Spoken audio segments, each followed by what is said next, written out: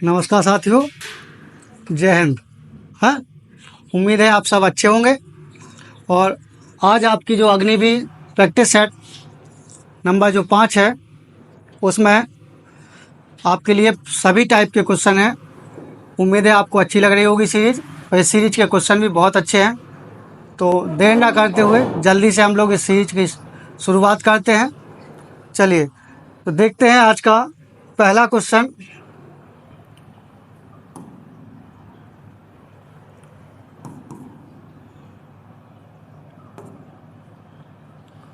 पहला क्वेश्चन है one nation one port. ठीक है, वन नेशन वन पोर्ट पहल कब शुरू हुई थी? तो उम्मीद है आपने क्वेश्चन पढ़ा होगा और आपको आंसर जल्दी से लगा लेना है। तो उम्मीद है कि आपको आंसर पता होगा, तो आप जल्दी से आंसर लगा लीजिए। वन नेशन वन पोर्ट पहल की शुरुआत कब हुई थी?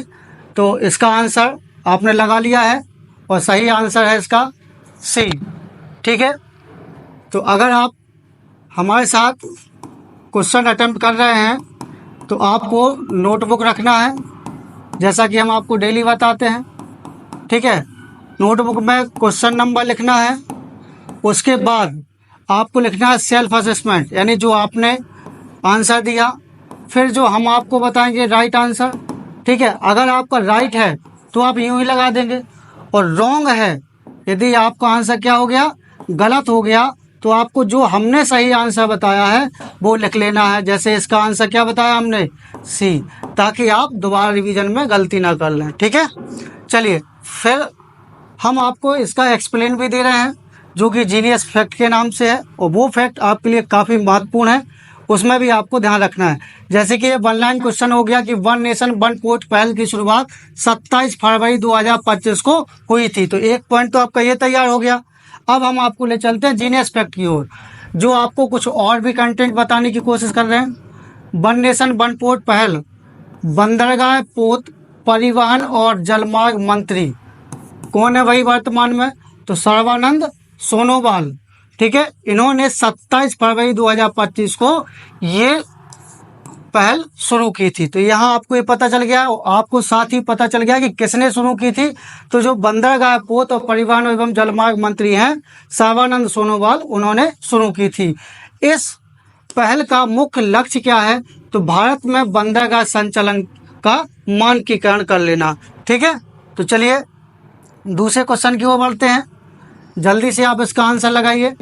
धर्म गार्डियन सैन्य अभ्यास का 6वां संस्करण कहाँ आयोजित किया गया? तो जल्दी से आप आंसर लगा लीजिए, फिर हम आपको बताते हैं। ठीक है, तो धर्म गार्डियन सैन्य अभ्यास का 6वां संस्करण आपने लगा लिया होगा, और इसका सही आंसर है जापान। ठीक है, इसका 6वां संस्करण कहाँ आयोजित किया गया? तो जापान में किया गया। चलिए जीनियस फैक्ट आपको क्या बताने वाला है। यह सैन्य अभ्यास 24 फरवरी से 9 मार्च 2025 में भारत और जापान के बीच आयोजित किया गया, जो जापान के पूर्वी फूजी प्रशिक्षण क्षेत्र में किया गया। ये स्थान भी कभी अगर आपसे पूछ ले कि जापान के किस प्रशिक्षण क्षेत्र में, तो आपको ध्यान रखना है कहाँ पर, फूजी प्रशिक्षण क्षेत्र में। ठीक है, चलिए अब हम आपको दूसरा क्वेश्चन, नेक्स्ट क्वेश्चन पे ले चलते हैं। क्वेश्चन है गूगल ने किस देश में अपना सबसे बड़ा कैंपस अनंत नाम से लॉन्च किया है? ये बात तो क्वेश्चन ही आपको बता रहा है कि हाल ही में गूगल ने अपना अनंत नाम से सबसे बड़ा कैंपस लॉन्च किया है। बस आपको बताना है किस देश में किया है। क्या वो जापान में किया है, या भारत में किया है, या अमेरिका में किया है, या चीन में किया है? तो आप इसका आंसर जल्दी से लगा लें। अगर आपने आंसर चुना है बी, कौन सा आंसर चुना है? अगर आपने आंसर चुना है बी, तो इसका मतलब है कि आप सही हैं और आपने पढ़ा हुआ आंसर लगाया है। ठीक है, तो अब यहीं से आप देख लेंगे गूगल ने भारत में अपना सबसे बड़ा कैंपस अनंत नाम से लॉन्च किया है। और अनंत शब्द से आप समझ ही गए होंगे, अनंत मतलब क्या होता है, असीम है। चलिए, तो यह कैंपस कहाँ भारत में? तो कर्नाटक के बंगलुरु में। ठीक है, ये थोड़ा सा ध्यान रखना कहाँ है, बंगलुरु में स्थित है। यह दुनिया में गूगल का सबसे बड़ा कैंपस है, ये भी आप ध्यान रखेंगे। जो अनंत नाम से गूगल ने अपना कैंपस बनाया है कर्नाटक के बंगलुरु में, वो दुनिया में गूगल का सबसे बड़ा क्या है, कैंपस है। यह भारत में तकनीकी परिस्थितियों तंत्र में एक महत्वपूर्ण निवेश को दर्शाता है, जिसका संस्कृत अर्थ क्या है इस नाम का, असीम। अनंत मतलब असीम। चलिए नेक्स्ट क्वेश्चन पे बात कर लेते हैं। लक्षद्वीप टापू जो है वो प्रसिद्ध है, वहाँ का कौन सा नृत्य, आपको बताना है कि किस नृत्य का संबंध लक्षद्वीप से है, या लक्षद्वीप टापू का प्रसिद्ध नृत्य कौन सा है। तो जल्दी से बताएं, क्या वो कुचिपुड़ी है, या कोली है, कथक है, या कोलकली है। तो जल्दी से आप अपना आंसर नोट कर लें, फिर हम आपको इसका आंसर बताते हैं। और इसका सही आंसर अगर आपने नोट कर लिया है तो बताएं। चलिए इसका सही आंसर है कोलकली। क्या है आंसर, कोलकली। यानी कोलकली नृत्य कहाँ से संबंधित है, लक्षद्वीप से। ठीक है, चलिए अब आपको जीनियस फैक्ट में ले चलते हैं, वो क्या बोलने वाले हैं भाई। तो कोलकली नृत्य का अर्थ होता है छड़ी नृत्य। क्या होता है, छड़ी नृत्य। यह विशिष्ट भारतीय लोक नृत्य लक्षद्वीप के द्वीपों में बहुत लोकप्रिय है। इस नृत्य में केवल पुरुष भाग ले सकते हैं, क्योंकि महिलाओं को भाग लेने की इसमें अनुमति नहीं है। तो इस प्रकार से आपको पता चल चुका है कि कोलकली नृत्य का संबंध कहाँ से है, लक्षद्वीप द्वीप समूह से है। ठीक है, चलिए नेक्स्ट क्वेश्चन। निम्नलिखित में से कौन सा नृत्य गोवा का लोक नृत्य है। तो आपको अब लक्षद्वीप के अलावा भी भारत के अन्य राज्यों के बहुत सारे प्रसिद्ध लोक नृत्य हैं जिनको आपको याद रखना है। तो पूछा गया है कि गोवा का लोक नृत्य कौन सा है, क्या वो फगुआ है, या फुगड़ी है, बिहू है, या माछ है। तो जल्दी से आप अपना आंसर लगा लें, और सही आंसर अगर आपने लगा लिया है तो हम आपको आंसर बताते हैं कि गोवा का प्रमुख लोक नृत्य कौन सा है, फुगड़ी। ठीक है, चलिए अब जीनियस फैक्ट में ले चलते हैं भाई, वो क्या आपको बताने वाले हैं। फुगड़ी और ढालो, देखो एक चीज और मिल गई आपको, फुगड़ी और ढालो गोवा के सबसे आम लोक नृत्य हैं। कुनबी एक आदिवासी लोक नृत्य वहीं पर होता है गोवा में, ये भी ध्यान रखेंगे। सिग्मो ये भी गोवा का उत्सव है। इस दौरान सिर पर दिए लिए महिलाएं दीप नृत्य करती हैं। मोरूलेम भी गोवा का है, एक अन्य पारंपरिक लोक नृत्य है जिसे सिग्मो के दौरान पिछड़े समुदाय द्वारा प्रस्तुत किया जाता है। यानी जो भी पॉइंट आपको जीनियस फैक्ट ने बताए हैं वो सभी गोवा से संबंधित हैं, यानी गोवा के लोक नृत्य एवं उत्सव से संबंधित हैं। तो उम्मीद है आपको ये क्वेश्चन पूरी तरह से समझ में आ गया होगा। आगे बढ़ते हैं, नेक्स्ट क्वेश्चन है, निम्नलिखित में से किस खगोलीय पिंड में चारोन नामक एक प्राकृतिक उपग्रह है। बहुत इंपॉर्टेंट क्वेश्चन है, बहुत सारे एग्जाम में पूछा जा चुका है और आगे भी पूछा जाएगा कि कौन सा किस खगोलीय पिंड में चारोन नामक एक प्राकृतिक उपग्रह है। तो वो खगोलीय पिंड कौन सा है, होमियो, मंगल, प्लूटो, शनि। तो जल्दी से आप अपना आंसर लगा लें, और इसका सही आंसर कौन सा है, तो ध्यान रखना है प्लूटो। ठीक है, ये चीज अच्छी तरह से ध्यान रखेंगे, सही आंसर क्या है इसका, प्लूटो। ठीक है, तो अब समझ में आ गया, प्लूटो नामक खगोलीय पिंड में चारोन नामक एक प्राकृतिक उपग्रह है। अब इसको हम आपको एक्सप्लेन करते हैं, जो कि जीनियस फैक्ट के थ्रू। प्लूटो का एक प्राकृतिक उपग्रह है जिसका नाम क्या है, चारोन। प्लूटो का उपग्रह का नाम क्या है, चारोन। चारोन को प्लूटो 1 के नाम से भी जाना जाता है। यह बौने ग्रह प्लूटो के 5 ज्ञात प्राकृतिक उपग्रहों में से सबसे बड़ा है। यानी प्लूटो के जितने भी उपग्रह हैं, कितने हैं, 5, तो उनमें सबसे बड़ा है ये कौन सा, चारोन। इसका औसत त्रिज्या 606 किलोमीटर है, जिसका व्यास आधा और प्लूटो के द्रव्यमान का 8वां हिस्सा है। तो मुझे उम्मीद है प्लूटो के आप प्राकृतिक उपग्रह चारोन के बारे में अच्छी तरह से समझ गए होंगे। ठीक है, चलिए नेक्स्ट क्वेश्चन की ओर बढ़ते हैं। म्यांमार का मुख्य धर्म कौन सा है। बड़ा इजी कॉन्सेप्ट है, और आपको ऐसे एग्जाम्स के लिए जो भारत के पड़ोसी देश हैं उनके बारे में आपको अच्छी तरह से नॉलेज रखना चाहिए। तो म्यांमार का मुख्य धर्म कौन सा है, इस्लाम है, या जैन है, ईसाई है, बौद्ध है। तो जल्दी से आप अपना आंसर लगा लीजिए, और सही आंसर इसका क्या है, बौद्ध धर्म। तो म्यांमार में सबसे अधिक मुख्य धर्म जो है बौद्ध धर्म है। चलिए अब आप जानते ही हैं कि 4 जनवरी 1948 को सुबह राष्ट्र एक स्वतंत्र गणराज्य बन गया था। यानी म्यांमार कब एक स्वतंत्र गणराज्य बना? तो 4 जनवरी 1948 को। और इसकी आधुनिक राजधानी क्या है? तो नेपिडा। ठीक है, म्यांमार की राजधानी क्या है? नेपिडा। और राष्ट्रीय मुद्रा क्या है यहाँ की? क्यात। तो उम्मीद है आप म्यांमार को इतनी अच्छी तरीके से समझ गए होंगे।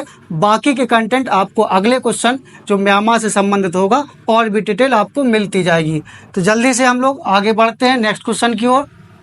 नेक्स्ट क्वेश्चन है, अल्लादी कृष्णस्वामी अय्यर भारत की संविधान सभा के अध्यक्ष थे। यानी किस संविधान सभा की जो समिति है उसके समिति के अध्यक्ष थे।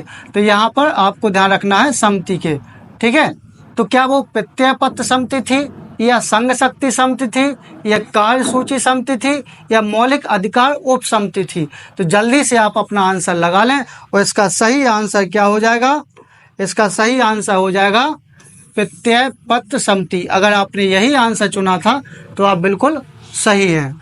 ठीक है, चलिए इसमें आपको आप पहले से भी बहुत संविधान सभा के निर्माण में बहुत सारी समितियां बनाई गई थी, जिनके लिए आपको ध्यान रखना है कि ये प्रत्यय पत्र समिति के अध्यक्ष कौन थे? तो अल्लादी कृष्णस्वामी अय्यर थे। संघ शक्ति समिति के जवाहरलाल नेहरू थे। कार्यसूची समिति के KM मुंशी थे। और मौलिक अधिकार की उप समिति के अध्यक्ष कौन थे? JB कृपलानी थे। ठीक है, आपको अगर ये ध्यान है कि JB कृपलानी झंडा समिति के अध्यक्ष थे तो वैसा बिल्कुल नहीं करना है। JB कृपलानी झंडा समिति के अध्यक्ष नहीं थे, वो किसके थे? मौलिक अधिकार की उप समिति के अध्यक्ष थे। ठीक है, झंडा समिति के अध्यक्ष कौन थे? तो डॉक्टर राजेंद्र प्रसाद। ये चीज ध्यान रखना, क्योंकि कुछ पुस्तकों में ये क्वेश्चन गलत छप गया है, तो आप इसको सुधार लेना। ठीक है नेक्स्ट क्वेश्चन है, हिंदू विवाह अधिनियम किस वर्ष में अधिनियमित किया गया था? तो ये बहुत अच्छा क्वेश्चन है, कई बार एग्जाम में पूछा जाता है। तो हिंदू विवाह अधिनियम कब अधिनियमित किया गया था? तो ये आपको ध्यान रखना है, क्या वो 1956 में, 1952 में, 1953 में, 1955 में? तो जल्दी से आप अपना आंसर लगा लें। और इसका सही आंसर होगा 1955 में। यानी हिंदू विवाह अधिनियम 1955 में अधिनियमित किया गया था। चलिए अब आपको ध्यान रखना है कि ये तो 1955 में हिंदू विवाह अधिनियम बनाया गया था। उसके बाद नागरिक संशोधन अधिनियम भी 1955 में बनाया गया था। अगर बात आ जाए हिंदू उत्तराधिकार अधिनियम की, तो ये कब बना? 1956 में। अगर हम बात करें बाल विवाह निषेध अधिनियम की, तो ये कब बना? बस 2006 में। अगर हम बात करें हिंदू विधवा पुनर्विवाह अधिनियम की, तो ये 1856 का है। ठीक है, तो ये सभी फैक्ट आपको इम्पोर्टेंसी दर्शाते हैं और आपको ये सारी चीज़ें याद रखना चाहिए। ठीक है, जो भी आपको आता है अच्छी बात है, जो नहीं आता है उसको भी आप नोट करके रिवाइज करें, ताकि इस प्रकार के भी क्वेश्चन आपसे गलत ना हो जाएं। नेक्स्ट क्वेश्चन है, प्लासी के युद्ध के समय मुगल सम्राट कौन था भाई? यानी जब प्लासी का युद्ध हुआ था तो मुगल सम्राट उस समय कौन था? क्या वो आलमगीर द्वितीय थे, या सिराजुद्दौला थे, या मीर कासिम थे, या शाह आलम थे? तो आपको पता होगा कि प्लासी के युद्ध के समय आलमगीर द्वितीय मुगल सम्राट बने थे। ठीक है, चलिए अब आपको जीनियस फैक्ट के थ्रू बताते हैं। प्लासी की लड़ाई के समय अजीज उद्दीन आलमगीर द्वितीय ये थे मुगल सम्राट। इनका जन्म 1699 में बुरहानपुर में हुआ था, जो कि महाराष्ट्र में, और अब तो ये आपको पता है कि मध्य प्रदेश में है। ठीक है, इनकी मृत्यु 1759 में दिल्ली में हो गई थी। ठीक है, हालांकि आपको हिस्ट्री का जो पूरा टॉपिक होगा उसमें आपको डिटेल में बता दिया जाएगा। चलिए नेक्स्ट क्वेश्चन पर चलते हैं। निम्नलिखित में से कौन सा सुत्त पिटक का एक हिस्सा है। तो आप जानते हैं कि सुत्त पिटक किस धर्म से संबंधित है और अधिक जानकारी हम आपको बाद में बताएंगे। पहले आप जो भी चीज़ें पढ़ते हैं उनका ये देख लीजिए कि ये क्वेश्चन जो दिए जा रहे हैं वर्तमान एग्जाम कंडीशन के हिसाब से दिए जा रहे हैं। ये ज़रूरी नहीं है कि आपको सब आ रहे हों या सब नहीं भी आ रहे हों, लेकिन ये ज़रूरी है कि आपको इस सीरीज से ये पता ज़रूर चल जाता है कि वर्तमान में क्वेश्चन कंटेंट को एग्जाम में कहाँ से पुटअप कर रहा है। तो ये सभी क्वेश्चन एग्जाम में आए हुए हैं और या फिर आने की उम्मीद है, इसलिए आप इन क्वेश्चनों को अच्छी तरह से सॉल्व करें। तो सुत्त पिटक का एक हिस्सा है, क्या वो धम्म संगनी है या मंजिमा निकाय है या दीपवंश है या मनुस्मृति। तो जल्दी से आप इसका आंसर लगा लें और इसका सही आंसर अगर आपने बी चुना है तो आप बिल्कुल सही हैं। ठीक है, यानी मंजिमा निकाय सुत्त पिटक का एक हिस्सा है। और ये सब किस चीज से संबंधित है, किस धर्म से संबंधित है पिटक, तो आपको पता है बौद्ध धर्म से संबंधित हैं। तो आपको देख लीजिए मंजिमा निकाय सुत्त पिटक का हिस्सा है। और भी ध्यान रखें, सुत्त पिटक के जो हिस्से हैं यानी जिनको हम कई भागों में बांट चुके हैं यानी बटा हुआ है, तो वो देखें उसमें अंगुत्तर निकाय भी है। जैसा कि आपको पता है कि 16 महाजनपदों की जानकारी भी आपको बौद्ध ग्रंथ के अंगुत्तर निकाय से मिलती है। तो अंगुत्तर निकाय में क्या चीज़ है, तो सुत्त पिटक का जो संख्यात्मक तरीका है वो इसमें शामिल है। दीर्घ निकाय, इसमें लंबे प्रवचनों को शामिल किया गया है। खुदा का निकाय, इसमें लघु संग्रह को शामिल किया गया है। मंजिमा निकाय में मध्य लंबाई को शामिल किया गया है। और संयुक्त निकाय में जिसमें बुद्ध से जुड़े हुए जितने भी प्रवचन हैं वो सभी को शामिल किया है। उम्मीद है आपको सुत्त पिटक के बारे में जो जानकारी दी गई है वो समझ में आ गई होगी। बाकी आप जानते हैं कि बौद्ध धर्म में जो त्रिपिटक हैं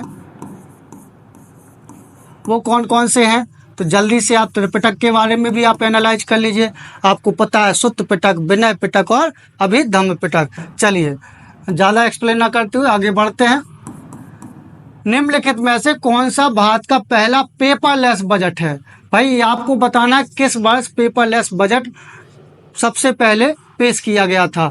तो क्या वो केंद्रीय बजट 18-19 का है या 20-21 का है या 19-20 का है या 21-22 का है। तो जल्दी से आप बताएं कि भारत का पहला पेपरलेस बजट कब पारित किया गया था या पेश किया गया था। तो इसका सही आंसर आपने लगा लिया होगा। और अगर आपने चुना है 2021-22 का जो बजट है वो, ठीक है, तो आपने अगर आंसर ये लगाया है तो आप बिल्कुल सही हैं। अब आपको हम आगे बताते हैं। तो जीनियस फैक्ट में आप देखेंगे केंद्रीय बजट 21-22 भारत का पहला पेपरलेस बजट था। इसी क्रम में 2022-23 भी लगातार दूसरे साल पेपरलेस बजट रहा। और ये इसको पेश करने वाले कौन थे, तो तत्कालीन मंत्री निर्मला सीतारमण ने पहला पेपरलेस बजट पेश किया था। अगर क्वेश्चन ये आ जाए कि भारत में पहली बार किस महिला ने बजट पेश किया था, तो आपको ध्यान रखना है कि इंदिरा गांधी को। ठीक है, इंदिरा गांधी इस समय क्या था कि जो मोरारजी उप प्रधानमंत्री और वित्त मंत्री थे, ठीक है, तो उन्होंने क्या किया था, दोनों पदों से अपना त्याग पत्र दे दिया था। तो कुछ समय के लिए इंदिरा गांधी जी भी वित्त मंत्री का रोल निभाई थी। तो उन्होंने भारत में पहली महिला जो थी उन्होंने क्या किया था बजट पेश किया था। ठीक है, तो भारत में पहला बजट पेश करने वाली महिला कौन थी, तो इंदिरा गांधी। ठीक है, अब भारतीय संविधान में बजट के बारे में क्या है, तो आर्टिकल 112 बताता है केंद्रीय बजट के बारे में और आर्टिकल 202 बताता क्या है, राज्य बजट के बारे में। तो इतनी चीज़ें आप ध्यान रखेंगे जो कि आपके एग्जाम के लिए काफ़ी महत्वपूर्ण है। अब आगे बढ़ते हैं। नेक्स्ट क्वेश्चन है निम्नलिखित में से उत्पादन के कारक। ध्यान रखिए जो हमारे अर्थव्यवस्था से संबंधित क्वेश्चन एग्जाम में शामिल किए जाते हैं वो बिल्कुल ऐसे होते हैं, बहुत इजी होते हैं। बस आपको समझना है कि उत्पादन के कारक निम्न में से क्या शामिल नहीं है, ये भी ध्यान रखना है। तो क्या पूंजी नहीं है या श्रम नहीं है या कर नहीं है या भूमि नहीं है। तो जल्दी से आप अपना आंसर लगा लें।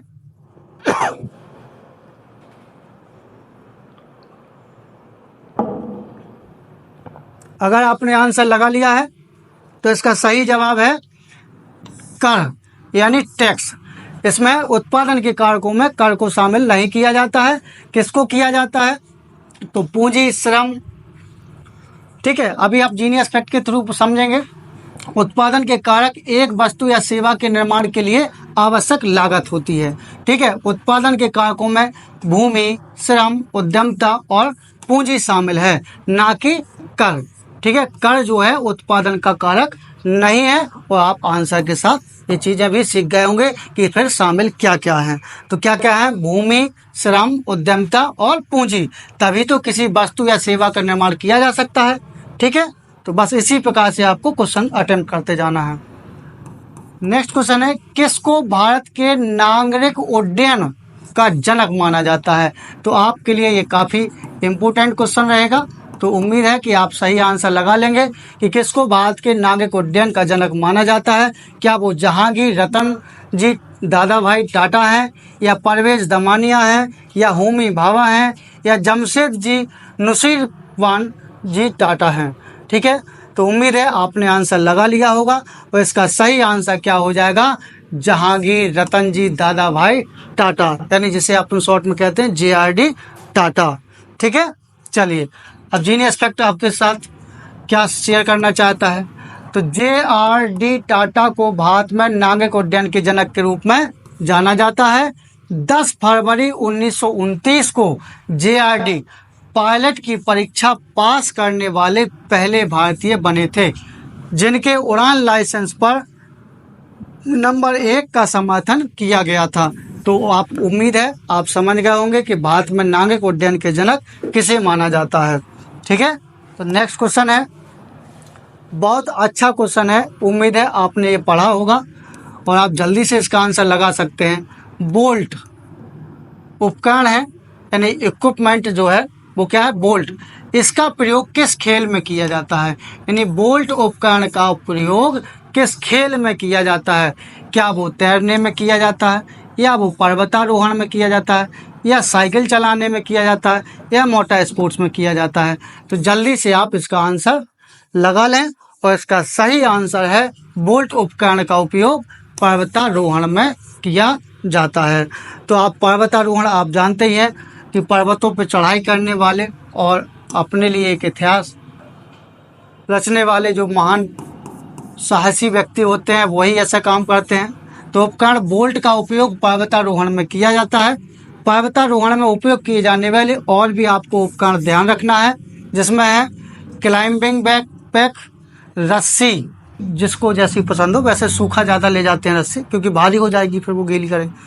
तो हेलमेट, हार्नेस, क्रैम्पन्स, जो बर्फ के लिए कुल्हाड़ी होती है पट्टे के साथ, बेले और रेपेल डिवाइस और पुली, इन शब्दों का प्रयोग पर्वतारोहण के लिए किया जाता है। जो व्यक्ति पर्वतारोहण के लिए जाते हैं तो वो इस प्रकार के उपकरण अपने साथ रखते हैं। तो उम्मीद है जीनियस फैक्ट से आपको बहुत कुछ सामने सीखने को मिल जाते हैं नए पॉइंट। ठीक है, तो चलिए आगे बढ़ते हैं नेक्स्ट क्वेश्चन की ओर। हमारे शरीर में स्टार्च और चीनी किसके रूप में है? क्या वो प्रोटीन के रूप में है, वसा के रूप में है, विटामिन के रूप में है, या कार्बोहाइड्रेट के रूप में है? तो जल्दी से आप अपना आंसर लगा लीजिए और सही आंसर इसका क्या हो जाएगा? कार्बोहाइड्रेट। आप जानते हैं स्टार्च और चीनी कार्बोहाइड्रेट के रूप ही होते हैं। तो आप ध्यान रखेंगे कार्बोहाइड्रेट शरीर के लिए ऊर्जा का मुख्य स्रोत है, ये चीज़ ध्यान रखेंगे। वे शर्करा, स्टार्च और आहार फाइबर हैं जो पौधों के खाद्य पदार्थों और डेयरी उत्पादों में होते हैं। तो ये चीज़ आप अच्छी तरह से समझ गए होंगे। ठीक है, समझ गए हैं तो आगे बढ़ते हैं नेक्स्ट क्वेश्चन की ओर। निक्टोफोबिया में किसका भय होता है? यानी निक्टोफोबिया एक तरह का डर होता है, यानी फोबिया मतलब डर होता है। और इसमें किसका डर होता है? क्या पक्षी से डर, अंधेरे से डर, पशु से डर, या प्रकाश से डर? तो जल्दी से आप इसका आंसर लगा लीजिए। बहुत अच्छे लेटेस्ट क्वेश्चन भी हैं जो एग्जाम में आपके लिए काफ़ी महत्वपूर्ण रहेंगे। तो निक्टोफोबिया आपको पता होना चाहिए और आपने आंसर अगर अंधेरा लगाया है तो आप बिल्कुल सही हैं। तो निक्टोफोबिया में किसका डर होता है? अंधेरे का डर होता है। चलिए जीनियस फैक्ट आपको और किस चीज़ का डर बता रहे हैं भाई? अंधेरे का डर निक्टोफोबिया, पक्षियों का डर ऑर्निथोफोबिया। तो आपको पहले से पता है पक्षियों का अध्ययन क्या होता है? ऑर्निथोलॉजी होता है। होता है, तो उसी से ऑर्निथो से डर लगेगा तो ऑर्निथोफोबिया हो जाएगा कि नहीं। जानवरों का डर, तो भाई साहब ध्यान रखेंगे जोफोबिया, ठीक है।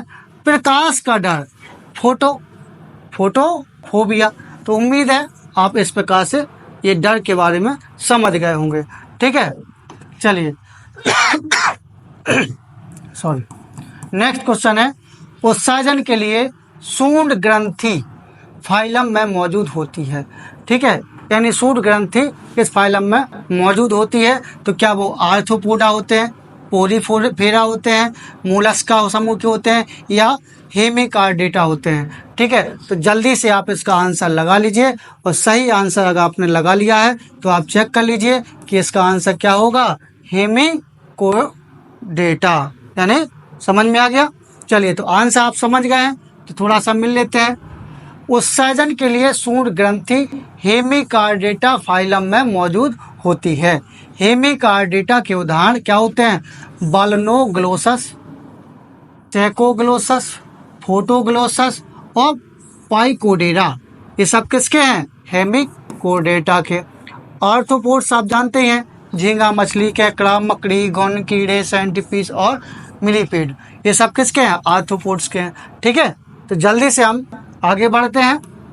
नेक्स्ट क्वेश्चन क्या है, प्रकाश के वर्णक्रम की व्याख्या सबसे पहले किसने की थी। तो बड़ा अच्छा इजी क्वेश्चन है, आपने पहले भी पढ़ा होगा कि प्रकाश के वर्णक्रम की व्याख्या सबसे पहले किसने की थी। क्या वो नील्स बोर थे, आइजक न्यूटन थे, अल्बर्ट आइंस्टीन थे, या गैलीलियो थे। तो जल्दी से आप अपना आंसर लगा लीजिए, और सही आंसर क्या है, आइजक न्यूटन। अगर आपने न्यूटन लगाया है तो आप बिल्कुल सही हैं।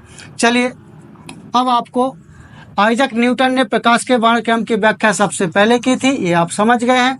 आइजक न्यूटन ने पाया कि प्रिज्म सफेद प्रकाश को अलग अलग प्रकाश स्पेक्ट्रम में अलग कर सकते हैं और फिर से इकट्ठा भी कर सकते हैं। ये आइजक न्यूटन ने साबित किया था, यानी इस चीज की व्याख्या की थी, ठीक है। बाकी आप प्रकाश के प्रक्षेपण के बारे में भी आप खूब जानते हैं, ठीक है। कौन सा रंग कैसा क्या बढ़ता है आप अच्छी तरह से पढ़े हुए हैं, आपको क्लास में बता दिया गया है। और फिर भी आपको नहीं आता है तो अगली बार फिर क्वेश्चन आएगा तो फिर थोड़ी थोड़ी जानकारी आपको मिलती जाएगी। फ्यूज विद्युत परिपथ की किस रूप में सुरक्षा करता है। तो फ्यूज जो होता है आप जानते हैं, क्या वो प्रेरण धारा से सुरक्षा करता है, ऊर्जा के एक रूप को दूसरे रूप में परिवर्तित करता है, या ओवरलोडिंग से सुरक्षा करता है, या धारा प्रवाह से सुरक्षा करता है। तो इसका बहुत अच्छा क्वेश्चन है, कंफ्यूज मत होना, सीधा सीधा है कि फ्यूज विद्युत परिपथ की ओवरलोडिंग से सुरक्षा करता है। जब हमारे यहाँ ओवरलोडिंग हो जाती है तो फ्यूज जल जाता है, जिससे हमारे मकान की जो वायरिंग है या लाइट को जो केबल डली है तो वो बच जाती है, ठीक है। चलिए, खैर इसमें फ्यूज में होता क्या है, धातु की एक पतली पट्टी होती है जो पिघल जाती है। जब उस सर्किट से प्रवाहित होने वाली धारा फ्यूज की उस मात्रा से अधिक हो जाती है जिसके लिए उसको रेट किया जाता है, ठीक है।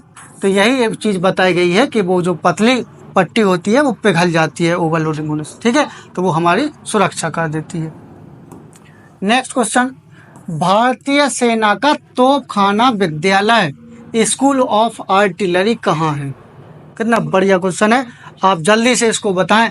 भारतीय सेना का तोपखाना विद्यालय यानी स्कूल ऑफ आर्टिलरी कहाँ पर है, तो जल्दी से बताएं। क्या वो खड़गवासला में है, देहरादून में है, देवलाली में है, या रुड़की में है। तो जल्दी से आपका आंसर लग गया होगा, और इसका सही जवाब है देवलाली में, ठीक है। चलिए, अब आपको एक्सप्लेन में ले चलते हैं। तो तोपों यानी आर्टिलरी का प्रशिक्षण देने वाला भारतीय सैन्य स्कूल महाराष्ट्र के नासिक जिले के देवलाली में स्थित है। तो ये बात समझ में आ गई होगी। अब ऑप्शन में देवलाली की जगह नासिक आ जाए तो भी आप वही समझेंगे, नासिक और देवलाली दोनों ना दे के राज्य दे दें तो महाराष्ट्र आ जाएगा। तो आपको मतलब राज्य, जिला और स्थान से पूरा तरीके से बता दिया गया। यह तोपों के उपयोग के लिए शिक्षा यानी ट्रेनिंग देने, नई अवधारणाओं का विकास और अधिष्ठापन के लिए नए उपकरण का मूल्यांकन करने तथा प्रभावी प्रशिक्षण प्रदान करने वाला सेना का एक प्रमुख संस्थान है। ठीक है, तो उम्मीद है आप समझ गए होंगे कि तोपों का प्रशिक्षण देने वाला भारतीय सैन्य स्कूल कहाँ पर है, देवलाली। और देवलाली कहाँ पर है, बहुत बढ़िया। नेक्स्ट क्वेश्चन है, पानी के अंदर की वस्तुओं का पता लगाने के लिए किस यंत्र का उपयोग किया जाता है। ये क्वेश्चन संख्या डालना भूल गए क्या भाई? अच्छा, ये 22वां क्वेश्चन है। चलिए ठीक है, कोई बात नहीं, आप अपनी संख्या लिख लें 22, यानी प्रश्न 22। ठीक है, पानी के अंदर की वस्तुओं का पता लगाने के लिए किस यंत्र का उपयोग किया जाता है। तो अभी आप अच्छी तरह से पढ़ चुके हैं, क्या वो लेजर है, रडार है, सोनार है, स्कूबा है। तो जल्दी से आप इसका आंसर लगा लीजिए और गलत नहीं होना चाहिए। मुझे उम्मीद है सभी बच्चों ने पढ़ा होगा कि पानी के अंदर की वस्तुओं का पता लगाने के लिए किस यंत्र का उपयोग किया जाता है। अगर आपने आंसर सोनार चुना है तो आप बिल्कुल सही हैं। ठीक है, तो अब सोनार सबके बारे में बताते हैं, चिंता मत करो, आपको ले चलते हैं। पहले जीनियस फैक्ट बताएगा आपको हर चीज़। ठीक है, तो सोनार भाई क्या है, इसका उपयोग पानी के अंदर की वस्तुओं का पता लगाने में किया जाता है। और आपको याद रखना है फुल फॉर्म। ठीक है, ये भी एग्जाम में पूछ लिया जाता है। साउंड नेविगेशन एंड रेंजिंग किसका है, सोनार का। इसमें अल्ट्रासोनिक वेव्स जनरेटर द्वारा पानी के अंदर भेजे जाते हैं जो वस्तु से टकराकर परावर्तित होते हैं और जनरेटर के रिसीवर द्वारा रिसीव कर लिए जाते हैं, जिससे पानी के अंदर की वस्तु की स्थिति का पता चल जाता है। यानी जीनियस फैक्ट ने यह भी बता दिया कि भाई साहब सोनार पता कैसे चला लेता है। ठीक है, अब बात कर लेते हैं लेजर की भी। अब लेजर क्या है, इस लेजर की खोज अमेरिकी वैज्ञानिक टी.एस. मेनन ने 1960 में की थी। इसका फुल फॉर्म जो आपको ध्यान रखना है, light amplification by stimulated emission of radiation. इसका क्या है, ये संक्षिप्त रूप क्या है, लेजर। ठीक है, फुल फॉर्म आपको मिल चुका है। इसका उपयोग शल्य चिकित्सा में, धातुओं को जोड़ने व काटने में, युद्ध में दुश्मनों के हथियार नष्ट करने में किया जाता है। तो काफ़ी इम्पोर्टेंट है लेजर, आवश्यक भी है। ठीक है, बाकी आप जानते ही हैं। अब रडार के बारे में भी पढ़ लेते हैं भाई। यह रेडियो डिटेक्शन एंड रेंजिंग इसका फुल फॉर्म है। ठीक है, रडार का फुल फॉर्म क्या है, रेडियो डिटेक्शन एंड रेंजिंग। यह प्रतिध्वनि के सिद्धांत पर कार्य करता है, ये भी ध्यान रखना। यही पूछ लिया जाएगा कि किस सिद्धांत पर काम करता है, तो प्रतिध्वनि के सिद्धांत पर काम करता है। इसकी सहायता से वायुयान की दिशा व ऊंचाई को ज्ञात किया जा सकता है। ठीक है, अब बात कर लेते हैं स्कूबा। इसका उपयोग गोताखोरों द्वारा पानी के अंदर सांस लेने के लिए किया जाता है और इसका फुल फॉर्म जो है वो ये दिया गया, self contained under water breathing एपरारेटस।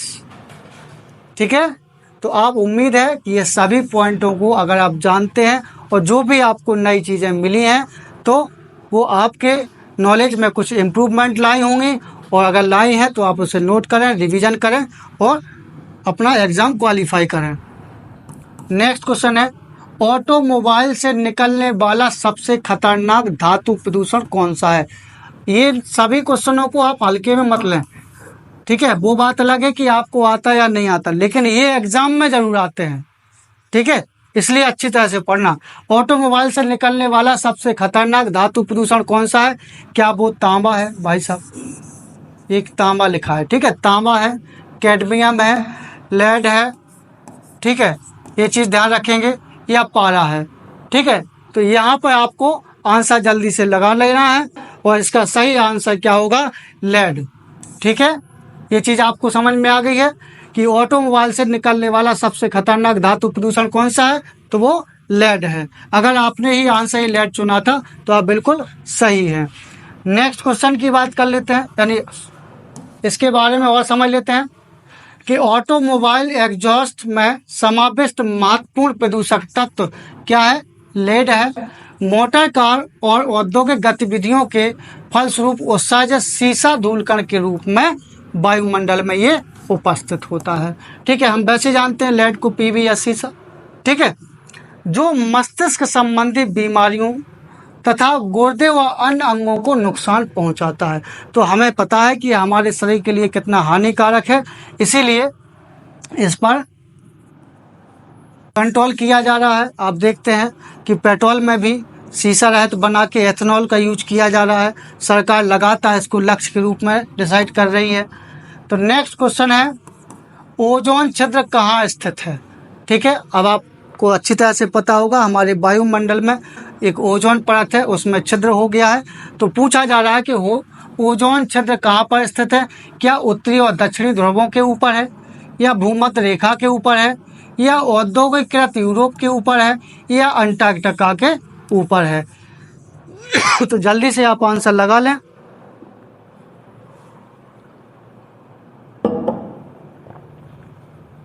तो ओजोन क्षेत्र सबको पता है कहाँ पर है, अंटार्कटिका के ऊपर है। नेक्स्ट पॉइंट यानी जीनियस फैक्ट आपको क्या बता रहा है, ओजोन क्षेत्र अंटार्कटिका के ऊपर समताप मंडल में अत्यंत पतली एवं पारदर्शी परत के रूप में पाई जाती है। ओजोन परत को पृथ्वी का सुरक्षा कवच भी कहा जाता है, ये भी आपको ध्यान रखना है। और इसकी सुरक्षा एवं संरक्षण के लिए एक सम्मेलन हुआ था जिसे मॉन्ट्रियल प्रोटोकॉल के नाम से जानते हैं। ये जो सम्मेलन हुआ था 16 सितंबर 1987 को। इसीलिए आप जानते हैं कि ओजोन दिवस भी कब मनाया जाता है, 16 सितंबर को। ठीक है, और इसीलिए ये जो मॉन्ट्रियल प्रोटोकॉल है ये ओजोन संरक्षण से संबंधित है। ठीक है, तो उम्मीद है आप ये चीज़ समझ गए होंगे। तो बढ़ते हैं अगले क्वेश्चन की ओर। लोहा लगभग कितने डिग्री सेल्सियस पर उबल जाता है? यानी लोहे का क्वथनांक यहाँ पर पूछा जाएगा आपसे। तो लोहा लगभग कितने डिग्री सेल्सियस पर उबल जाता है? तो क्या वो 31, 82, 21, 81, 28, 61 या 38, 61? तो जल्दी से आपको आंसर लगा लेना है।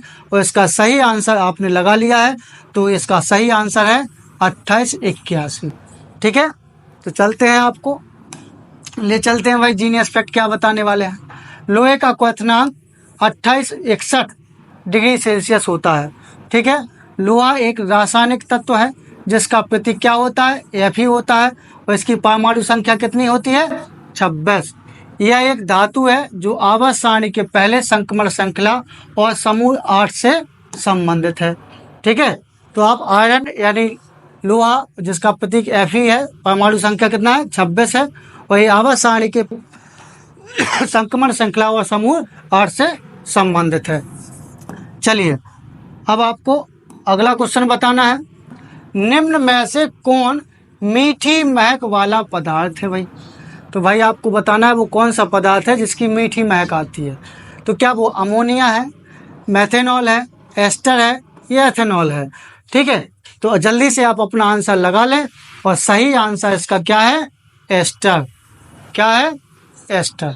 ठीक है, चलिए अब आप देखें क्या है। एस्टर सुगंधित पदार्थ होते हैं और इनका उपयोग परफ्यूम बनाने में किया जाता है। ये तब उत्पन्न होते हैं जब एक एसिड उत्प्रेरक की उपस्थिति में कार्बोक्जिलिक एसिड को एल्कोहल के साथ गर्म किया जाता है। ठीक है, बात समझ में आ रही है? चलिए, उत्प्रेरक क्या होते हैं? ये आमतौर पर शांत सल्फ्यूरिक एसिड होता है। ठीक है, और उत्प्रेरक आप देख लेते हैं किसी भी रासायनिक क्रिया में जब उत्प्रेरक क्या करते हैं, स्वयं भाग नहीं लेते हैं। ठीक है, लेकिन ये क्या करते हैं, दूसरों को उकसाते रहते हैं। ठीक है, चलिए, इसीलिए इनका नाम उत्प्रेरक होता है। नेक्स्ट क्वेश्चन, प्लॉटर का प्रयोग होता है किसमें? अब ध्यान रखना, प्लॉटर ही है, फिर आप प्लास्टर समझ लें, ऐसा नहीं है। प्लॉटर का उपयोग किसमें होता है? इंजीनियरिंग में, भवन निर्माण में, सिटी प्लानिंग में या उपयुक्त सभी में। तो प्लॉटर का प्रयोग तो भाई किसमें होता है? आप जल्दी से आंसर लगा लें। लगा लिया है तो फिर इसका सही आंसर है सब में होता है भाई। ठीक है, इसका आंसर क्या होगा, सब में होता है। अब प्लॉटर के बारे में थोड़ा सा आप समझ लिए। प्लॉटर प्रिंटर की तरह हार्ड कॉपी देने वाला एक आउटपुट डिवाइस है। प्लॉटर क्या है? एक आउटपुट डिवाइस है। ठीक है, इसके उपयोग बड़े कागज पर उच्च गुणवत्ता वाले रेखा चित्र बनाने के लिए किया जाता है। ठीक है, जो बड़ी बड़ी फोटो इस टाइप के होता रहते हैं बड़े बड़े कागजों पर, ठीक है, जो चित्र बनते हैं, जैसे मैपिंग वगैरह का की जाती है खेत बाड़ी की। तो आपको समझ में आ गया होगा प्लॉटर। ठीक है, चलिए नेक्स्ट क्वेश्चन है, भारत और एशिया का पहला डॉल्फिन अनुसंधान केंद्र कहाँ पर स्थापित किया गया है? काफ़ी अच्छा क्वेश्चन है, उम्मीद है आप सबको आ भी गया होगा। तो भारत और एशिया का पहला डॉल्फिन अनुसंधान केंद्र स्थापित कहाँ पर किया गया है? तो आप सबको पता है कि डॉल्फिन अनुसंधान केंद्र कहाँ पर है, तो पटना में है। और आपने भी अगर पटना ही लगाया था तो आप बिल्कुल सही हैं। ठीक है, चलिए, और पटना कहाँ है? आपको पता है बिहार की राजधानी है। और पटना विश्वविद्यालय परिसर में गंगा नदी के तट पर राष्ट्रीय डॉल्फिन अनुसंधान केंद्र स्थापित किया जाएगा। यह भारत और एशिया का पहला डॉल्फिन अनुसंधान केंद्र होगा। ठीक है, तो जो भी जानकारी आपको मिलती है, अगर आपको आती है तो बढ़िया है, नहीं आती है तो आप नोट करके अपनी तैयारी को और मजबूत बना सकते हैं। नेक्स्ट क्वेश्चन है, हाल ही में कहाँ के वैज्ञानिकों ने आकाशगंगा के चारों ओर आइंस्टीन रिंग की खोज की है? बिल्कुल करंट का एक तरफ से साइंस, जो करंट साइंस का क्वेश्चन है जो एग्जाम में आपके पूछे जाएंगे। और ये क्वेश्चन जरूरी नहीं है कि केवल अग्निवीर का, मैं बार बार कहता हूँ कि जीके जीएस का कोई भी क्वेश्चन किसी एक एग्जाम से बंधा नहीं होता है, ये किसी भी एग्जाम में कोई भी क्वेश्चन आ सकता है। तो आपको जिस सीरीज में जो भी क्वेश्चन मिलते हैं, आपको बस ख्याल रखना है कि आपको वो चीज़ आती है या नहीं आती है, आप उसके जवाब देने के लिए तैयार हैं या नहीं हैं। तो अगर नहीं है तो तैयार बने। ठीक है, क्योंकि यही एक माध्यम है जो आपके सपनों को पूरा कर सकता है और आपके साथ साथ आपके परिवार और आपकी पीढ़ी को एक उत्तम जीवन प्रदान कर सकता है। तो क्वेश्चन है, कहाँ के वैज्ञानिकों ने आकाशगंगा के चारों ओर आइंस्टीन रिंग की खोज की है? क्या वो नासा के, इसरो के, ईएसए के, या इनमें से कोई नहीं है? ठीक है, तो आंसर है ईएसए। ठीक है, अब ये ईएसए, नासा इसरो आप जानते हैं, ये यूरोपीय संघ एजेंसी है। ठीक है, तो ये ध्यान रखना। तो आंसर क्या बनेगा? ईएसए। कभी कभी एग्जामिनर ऐसा ही करता है कि पूरा नाम ना देकर शॉर्ट दे देता है, या कभी कभी शॉर्ट ना देके पूरा नाम दे देगा, तो आपको पूरी चीज़ समझना है। ठीक है, तो जल्दी से हम आपको बता देते हैं। हाल ही में यूरोपीय अंतरिक्ष एजेंसी ईएसए के यूक्लिड अंतरिक्ष दूरबीन ने पृथ्वी से लगभग 590 मिलियन प्रकाश वर्ष दूर स्थित एक आकाशगंगा NGC 6505 के चारों ओर एक आइंस्टीन रिंग, यानी आइंस्टीन रिंग का मतलब प्रकाश की दुर्लभ अंगूठी की खोज की है। बात समझ में आ गई? अब आपको ध्यान रखना, यह खोज न केवल आइंस्टीन के सामान्य सापेक्षता सिद्धांत को पुष्ट करता है, बल्कि डार्क मैटर, जो कि ब्रह्मांड का सबसे मजबूत बल माना जाता है, डार्क मैटर, इसकी उपस्थिति और ब्रह्मांडीय विस्तार को समझने में भी सहायक है। इसीलिए यह बहुत महत्वपूर्ण है। पहली आइंस्टीन रिंग की खोज 1987 में हुई थी। कब हुई थी?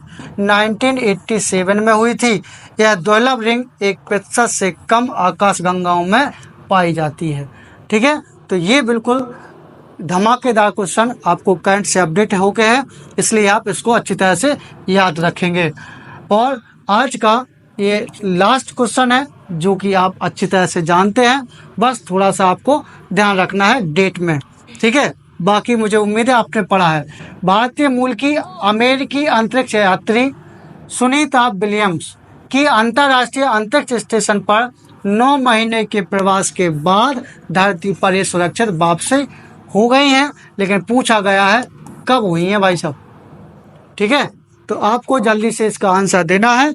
और आपको पता है कि अभी पिछले महीने अगर आपने लगाया है आंसर 19 मार्च, तो 19 मार्च 2025 यानी पिछले महीने पर इनकी जो पृथ्वी पर वापसी हुई है।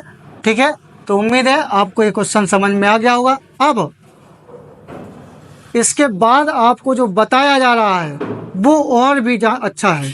ठीक है, तो थोड़ा सा धैर्य और रखें और आगे बढ़ते हैं। जल्दी से इसके बारे में समझा देते हैं। जीनियस फैक्ट काफ़ी महत्वपूर्ण होगा भाई, अगर आप इसे हल्के में ले रहे हैं तो ना लें, क्योंकि यही एक माध्यम है जो आपको क्वेश्चन के साथ बहुत सारा भंडारा भी देगा। एलन मस्क की कंपनी, किसकी कंपनी? एलन मस्क की कंपनी स्पेस एक्स का ड्रैगन कैप्सूल क्रू 9, नाम भी ध्यान रखना, हर एक क्वेश्चन लाइन से क्वेश्चन बनेगा। Dragon capsule crew 9 Sunita Williams सहित 4 अंतरिक्ष यात्रियों के साथ फ्लोरिडा के समुद्र तट में लैंड हुआ है। कहाँ पर हुआ है? फ्लोरिडा के समुद्र में, जहां से अंतरिक्ष यात्रियों को 45 दिनों के पुनर्वास कार्यक्रम के लिए ह्यूस्टन ले जाया गया है। नेक्स्ट चीज, धरती पर वापस लौटे अंतरिक्ष यात्रियों में सुनीता विलियम्स और बुच विल्मोर 9 महीने 14 दिन के बाद पृथ्वी पर वापस लौटे हैं। तो सुनीता विलियम्स के साथ कौन थे? Butch Wilmore. क्रू 9 के 2 अन्य अंतरिक्ष यात्रियों में निक हैग जो अमेरिका के और अलेक्सांद्र गोरबनोव जो रूस के, ये लोग भी शामिल थे। ठीक है, तो ये चीज आपको, ये 2 नाम तो पता है, ये 2 नाम मेरी तरफ से भी आप याद रखें, क्योंकि एग्जाम में कुछ भी पूछा जा सकता है। और साथ में आप और भी इनकी जानकारी लेते जाएं। सुनीता विलियम्स और बुच विल्मोर बोइंग और नासा के 8 दिन के joint crew flight test mission पर 5 जून 2024 को गए थे। ये अच्छी तरह से ध्यान रखें। इस मिशन का उद्देश्य बोइंग के स्टारलाइनर स्पेसक्राफ्ट की अंतरिक्ष यात्रियों के अंतरिक्ष स्टेशन तक ले जाकर वापस लाने की क्षमता को टेस्ट करना था। यानी ये टेस्ट करने गए थे, लेकिन इसके थ्रस्टर में आई तकनीकी गड़बड़ी के बाद 8 दिन का मिशन 9 महीने से अधिक लंबा खिंच गया था। ठीक है, तो उम्मीद है आपको ये चीज़ समझ में आई होगी और आपके एग्ज़ाम के लिए आपको बेस्ट ऑफ लक और खूब जम के पढ़ें और अच्छी तैयारी करें। तो मिलते हैं अगली सीरीज के साथ। तो अभी तक आपने जो पढ़ा है, उम्मीद है आपकी लाइफ में कुछ तो इम्प्रूवमेंट हुआ होगा, और मैं ये मान के चलता हूँ कि अगर 1% भी आपकी लाइफ में इम्प्रूवमेंट या कुछ परिवर्तन आता है इस सीरीज के साथ और हमारे पढ़ाने से, तो मैं अपने आप को धन्य समझता हूँ।